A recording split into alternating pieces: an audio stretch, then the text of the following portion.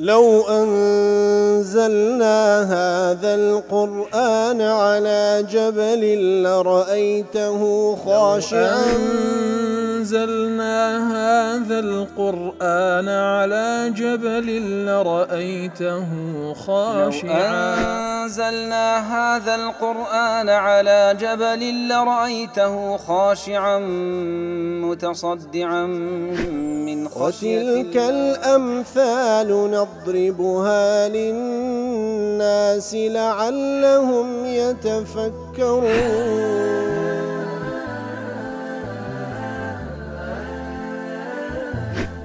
الحمد لله والصلاة والسلام على رسول الله وعلى آله وصحبه ومن والاه.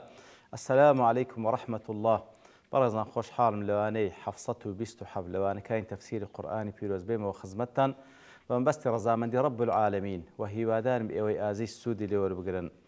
أعوذ بالله من الشيطان الرجيم. بسم الله الرحمن الرحيم. يا بني آدم خذوا زينتكم عند كل مسجد وادعوه مخلصي. يا بني آدم خذوا زينتكم عند كل مسجد وكلوا واشربوا ولا تسرفوا إنه لا يحب المسرفين.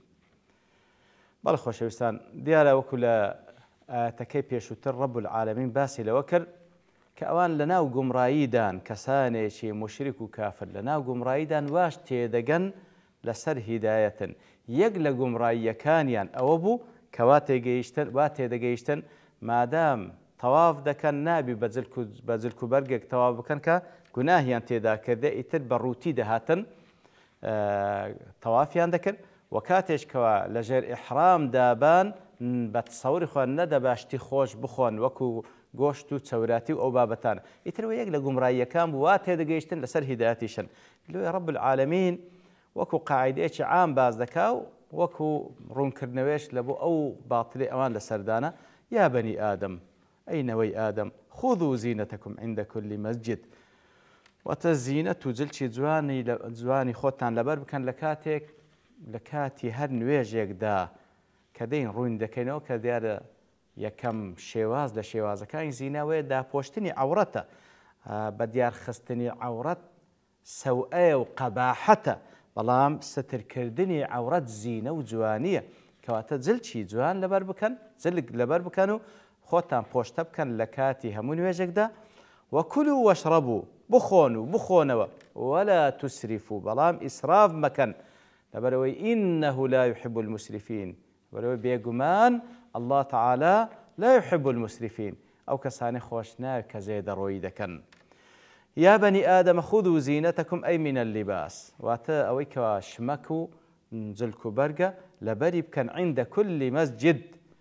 كل مسجد أي عند أي بيت بني للعبادة كواتا وكل آتخاني بيشو تريش خواهي قولة باسي لمسجد كرت ليرز بهمان شو عند كل مسجد وكل يوم درج باس ما كل مسجد يعني وتا مكان عبادة يعني زمان عبادة يعني خودي عبادتك يا يتلير ده عند كل مسجد لبر بكن عند كل مسجد يا كم زاد فرمي لا هر مالك كوالب عبادة أنزوات الله هر مزجوتك كتسون بزلكو برجشي جوان وبرون أو مصدر بمعنى السجود مرادا به الصلاة والعبادة كواتا ياخذ بمعنى سجد بردون نويجه كواتا لكاتي همون نويجك دا لأن لكاتي أنزام داني أو نويجه دا زلكو برق لبرب كان خوتان بوشتب كان كذا بتمايز زواني فإن العبادة أولى أوقات التزيين براستي عبادة لهمو كاتيك أولى ترى كوا زلشي زواني لبولا بركي خوت بوشتب كي قال خزمة رب العالمين واستاي لا تفسير سعدي ضلي أي استروا عوراتكم عند الصلاة كلها فرضها ونفلها وتلكاتك نويج دكن أو نويج فرض يان سنة ستر عورتها بكن فإن سترها زينة للبدن وكباس ماكر براس ستر كردني عورت ما يجواني لو بدن كما إن كشفها يدع البدن قبيحا مشوها ببيت سوانوش بديار كوتني عورت ولو جستيدك ولو إنسانك كوا قبيح ناشرين وناريق بي كوا تأخذوا زينتكم عند كل مسجد خوتان برازن وبلبر كردني زلك لكاتي نوێژەکانتان ويحتمل أن المراد بالزينة هذا ما فوق ذلك من اللباس النظيف الحسن كواتە نەوەک هەر ستری عورە بەڵکو جلچی جوانیش جلچی خاوێن لەبەر بکەن ففي هذا الأمر بستر العورة ففيه هذا الأمر بستر العورة في الصلاة وباستعمال التجميل فيها ونظافة السترة من الأدناس والأجناس كواتە هەردووشی دەگریتەوە دەڵێ هەم بەوەی کەوا ستری عورەتان بکەن ئەوە زینەیە و پاشان جلچی جوانیش لەسەرەویش لەبەر بکەن ئەویشیان هەر زینەیە و شایانی ئەوەی کەوا لە نوێژدا لەبەرەوەی وەکو لە ئاەتەکان پێشتریش خوای گەورە فەرمووی قەد ئەنزەلنا عەلەیکم لیباسن یواری سەوآتیکم وەریشە وەکو لەوێندەش باسمان کرد کەوا بەڕاستی دوونەوە ئەجلەکەی جلکێش وەکو بە مصطلح مەلابسی داخل لە بە ستری عورە و هەروەها مەلابسی ظاهری وەکو ڕیش و زینەت و جوانیەک ئیتر هەردووتیشی وەکو دەر هەردووشی مەقسوودە لە کاتی عیبادەت و نوێژەکانتان هەم ستری عورەت بکەن هەم جلچی جوان و پۆشتە لەبەر بکەن وەکو لە معارج تەفەکوور دەڵێ فەبەنو ئادەم مەئموڕونە هەموو بەنی ئادەم فەرمانیان پێکرا بأن يأخذوا زينتهم عند كل صلاة زينتي خوان واتجلك برجي جوان لبربكن لقى همون ويجيك وعند كل زمان صلاة يؤدون على هر كاتك كوا نويج ذكن وعند كل مكان صلاة يؤدون صلاة فيها ولا هر زيقا كان نويج ذكن وقد جاء التعبير عن الصلاة بلفظ السجود تسان ليرش باسي لنويج كرديا بلفظ سجود عند كل مسجد لأن السجود أعظم أركانها إذ هو الدال على غاية الخضوع لله تعالى وري براستي لو ليرو لا آتي تريش خواي جورا نويجي بمسجد وبسجود ناو برديال بروي براستي جورتين ركن الأركان كان نويج كوا بنداتي كردنو ملكتي لبو خواي جورا تيدا لتشندري لسوزدا بردنا كأشرف أعضاء خود كريم سوانتا لسر خاق دادني عبودية لله سبحانه وتعالى بل لحديث ذاك إمام مسلم رواية كرد ابن عباس خواهي يقول لخوي باي برازي بدفرمي كانت المرأة تطوف بالبيت وهي عريانة كوات الجاهليات أفردها الطواف ذاك لدور بري بيت بروتي فتقول طبعا جنوب ياويان ويان ذكر بلام زياتر كليدا باس لأفردك الإيوي براسي مصيبتك قوتي أزو كل عندك روايات بياوكان بروش جنكان لشرم خوان بشو إتر بروتي طواف عندك فتقول من يعيرني تطوافا أو زاد الشيقود لخلشي دا بارا چه شمككم داداتي بيه طواف بكم لبري وكو قتمان أوان دا ينقول لنا قريشيا كان بس قريشيا كان مزموع كناويان لخونا أبو حمص واتا متشدد واتا أواني كوا بتندي دينيان قرتيا بس أوان لبويان هبزركو برجي خويان تواف بكن لدور بري كعبة غيري أوان دبا بروتي به لبروي دانقو أو زدكا قناهي تيدا كرايا يعني أو تا بروتي دي كرايا وتا أقربيتو كاسيش قريشي لحمص شمكيش خوي بدا بقرد تاوك طواف تيدا بكا إتر دلك جندها ديقو تشي هي شمكيكم بيبدا تاوك طواف بيبابكم أجعله على فرجها على الأقل دامين خم بيدا بوشم وتقول اليوم يبدو بعضه أو كله بەڵێ ئەوڕۆ ئەگەر کەس هیچی نەدابە طبعاً دەیگۆ ئەوجە دامێن ئەوڕۆ ئەو عەورەتەی بەدیار دەکەوت هەندێکی یان هەمووی فما بدا منه فلا أحله کەواتە ئەوەی کەوا بەدیاریش کەوتێ لە عەورەت معنای ئەوە نییە کەوا عەرزی بکا لە بۆ خەڵکی نا مەقسەدی ئەوە بوو کە وەکو دەڵێ تريد هنا كشفت لضرورة الطواف وەکو ضرورەتێک لە بۆی تەواف بکاتن ئەوڕۆ خۆی ڕوت کردیتەوە نەک لە بۆی کەوا خەڵک تەماشای بکاو و یاخود لە بۆ یەکێک حەلالی بکاتن کاتە وەکو تەدەیونێک وەکو لە ئاەتکە پێشتر خۆی گەورە باس کرد ئەوان ئەوەی بە دینداری تێدەگەیشت وایان دەزان ئەوە هیدایەتە سبحان الله فنزلت هذه الآية يا بني آدم خذوا زينتكم عند كل مسجد كواتا وكو سبب نزول بەڵێ دەفەرمی ئەوە یەکەم سەبەبە لە بۆ ئەوەی کەوا خوای گەورە مخاتەبەیان دەکا کاتێکەوە عیبادەت دەکەن لە زەمنی ئەوانە تەوافکردن کەوا عیبادەتێکی زۆر عەظیمە لە بۆ خوای گەورە سوبحانەهو وتەعالە شمەکتان لەبەر بکەن عەورەتتان پێدا پۆشن تاوەکو قەباحەتتان بەدیار نەکەوی کەواتە وەکو لە چەندین جاریش باسمان کردێ وەکو لە قەواعیدی تەفسیر ئەوەیەکە کاتێکەوە سەبەب نزولی هەر ئاتێک باز دەکرێ معنای وانیە ئەو ئاتە تایبەتە بۆ سەبەب نزولەی نا بەڵکو ئەوە با بڵێن بەیانی سەبەب نزولەکەی دەکرێتن لە بۆ ئەوەی کەوا ئاەتەکە جوانتر تێبگەی ئەو جاوە العبرة بعموم اللفظ لا بخصوص السبب ئامۆژگار لە ئاەتەکە وەردەگیرێ بە عموم و بە لەفظ عامەکان کە باس کرا نەک بە تایبەتی بەس تەنها سەبەب نزول کە باس دەکرێتن لە بۆ فەهمی الآية تێگەشتنی ئاەتەکە کەواتە خذوا زينتكم عند كل مسجد ئەوە دەفەرمی سەبەب نزولەکەی ئەوەی کە باسمان کرد ئەو جا بە گشتیش هەتا قیامەت بە خذوا زينتكم عند كل مسجد بۆی کەوا جلکتان لەبەر بکەن کە پێی دەڕازێنەوە لە کاتی عیبادەتکردن.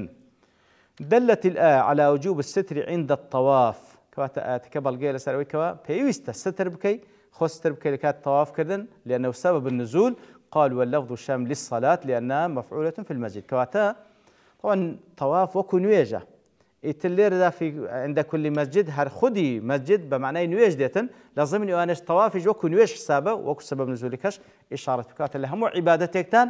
بە تایبەتی لە نوێژ و لە ضمنی ئەوەش تەواف وەکو لە سبب نزولەکەی باس کرا پێویستە ستری عورەت بکرێت بە عامیش ئینسان دەبێت ستری عورەت بکات لە هەموو کاتێک و بە تایبەتیش لە کاتی طاعەت و عیبادەت. إمام رازي إجماع مفسرين نقل كل سروي على أن المراد بالزينة لبس الثياب التي تستر العورة كواتا دلم كوراي مفسرين لسر أون كوا خذوا زينتكم عند كل مسجد ليردا زينة بو زل كيدا قوتريتن كوا ستر عورات دك لبري قوت ما كشف عورات قبيحة ستركي زينة. ابن كثير دلي ولهذه الآية وما ورد في معناها من السنة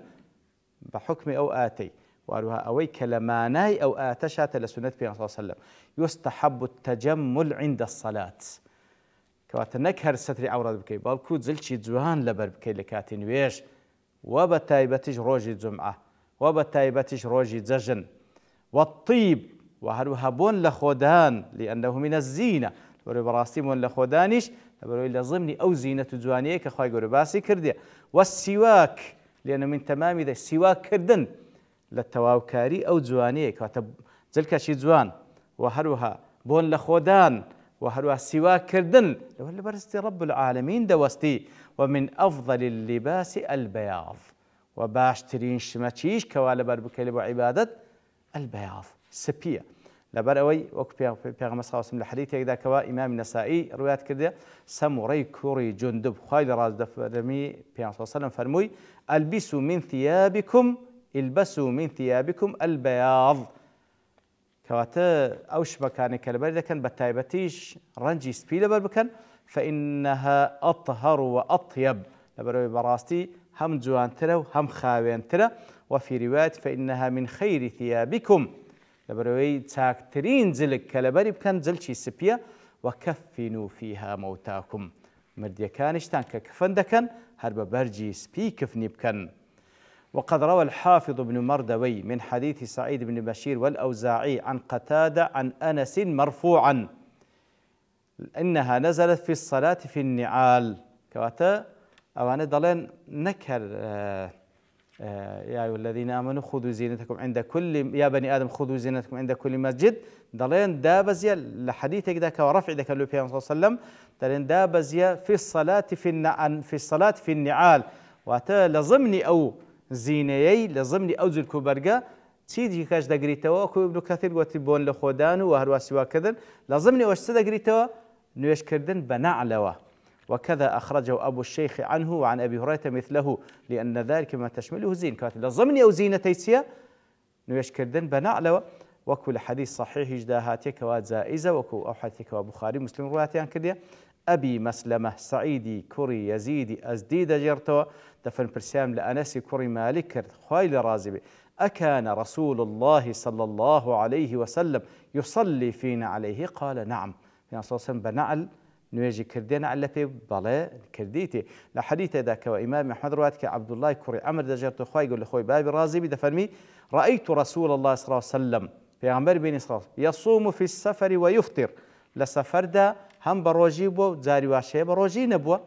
ورأيته يشرب قائما وقاعدا وبيغمبر بن صلى الله عليه وسلم لبيوش آي خوارتو لدانشنش آي خوارتو ورأيته يصلي حافيا ومتنعلا ديتيت ما بيخواسيش نواجي كردية بنعلى واش نواجي كردية